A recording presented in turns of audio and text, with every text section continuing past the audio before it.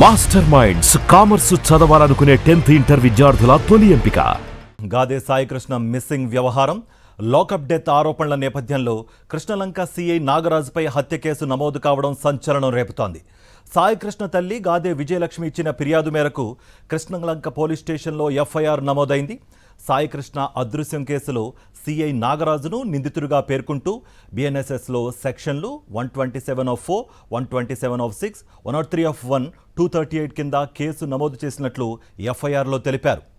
ఈ కేసులో అత్యంత తీవ్ర నేరంగా పరిగణించే సెక్షన్ 103(1). ఇది హత్య కేసు. ప్రాణాలు తీసే ఉద్దేశంతో దాడి చేయడం లేదా మరణానికి కారణం అవ్వడం.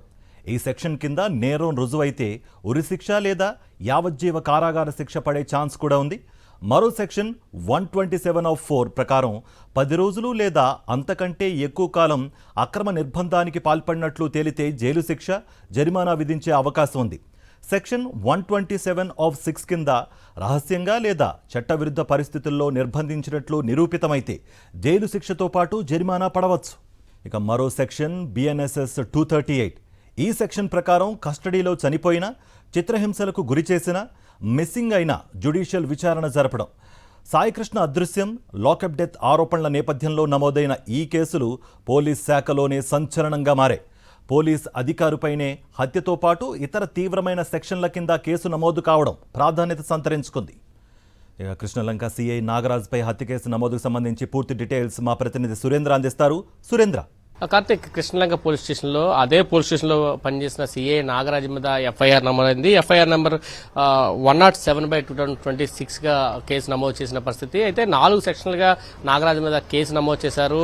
127(4), 127(6), అదేవిధంగా 103, 238 సెక్షన్లు బిఎన్ఎస్ సెక్షన్లు అయితే పెట్టిన పరిస్థితి కనిపించింది.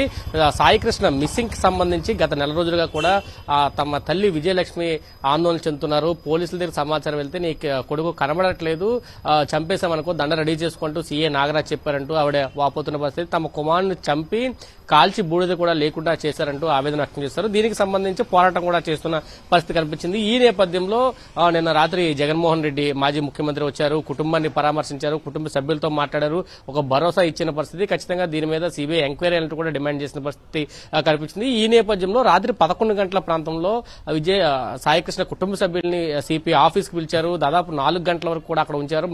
అర్ధరాత్రి 2 గంటల ప్రాంతంలో ఎఫ్ఐఆర్ నమోదు చేసిన పరిస్థితి అయితే కనిపించింది. దీనిలో ప్రధానంగా అక్రమ నిర్బంధం కింద, దాంతోపాటు హత్యా నేరంతో పాటు ఏదైతే ఈ హత్యకు సంబంధించి సాక్ష్యాధారాలు ఏవైతే ఉన్నాయో ఆ సాక్ష్యాధారాలన్నింటినీ కూడా తుడిచిపెట్టే విధంగా తీసుకున్న చర్యలకు సంబంధించి కేసులు నమోదు చేసినట్టు తెలుస్తుంది. దీనికి సంబంధించి నాగరాజుని ఈ రోజు అరెస్ట్ చేసే అవకాశం కూడా ఉందంటూ పోలీసు వర్గాల నుంచి సమాచారం అందుతున్న పరిస్థితి కనిపిస్తుంది. నెల రోజుల పాటు పోరాడితే గానీ, ప్రతిపక్షం దిగితే గానీ పోలీసులు స్పందించలేదంటూ కూడా ఆరోపణలు వినిపిస్తున్నాయి. ఇటు సాయికృష్ణ కుటుంబానికి కూడా వివిధ రాజకీయ పార్టీలను కూడా మద్దతు తెలియజేస్తున్నాయి. ఖచ్చితంగా ఎందుకంటే పోలీస్ డిపార్ట్మెంట్ మీద ఆరోపణలు వస్తున్న నేపథ్యంలో అదే డిపార్ట్మెంట్ నుంచి ఎంక్వైరీ వేస్తే అది పారదర్శకంగా ఉండదు అంటూ కూడా అందరూ చెబుతున్న పరిస్థితి. ఖచ్చితంగా దీన్ని సిబిఐకి ఇవ్వాలి లేదా సిట్టింగ్ జడ్జితో స్వతంత్ర దర్యాప్తు చేపించాలంటూ కూడా డిమాండ్స్ వినిపిస్తున్న పరిస్థితి. దాంతోపాటు సాయికృష్ణ ఆచూకీకి సంబంధించి ప్రభుత్వం ఒక స్పష్టమైన ప్రకటన చేయాలి. దాంతోపాటు కుటుంబానికి కూడా ప్రభుత్వం నష్టపరిహారం ఇవ్వాలంటూ కూడా వివిధ రాజకీయ పార్టీలు డిమాండ్ చేస్తున్న పరిస్థితి కనిపిస్తుంది. దీంట్లో ఒక నాగరాజే కాదు, ఇతర అధికారులు ఎవరైతే ఉన్నారో వాళ్ళ మీద కూడా కఠినమైన చర్యలు తీసుకోవాలి. దీంట్లో పొలిటికల్ యాంగిల్ ఉందా, ఇతర యాంగిల్స్ ఏమున్నాయా, దీనికి ప్రధాన బాధ్యులు ఒక నాగరాజే కాదు ఇంకా ఎవరున్నారు, దానికి సంబంధించి పూర్తి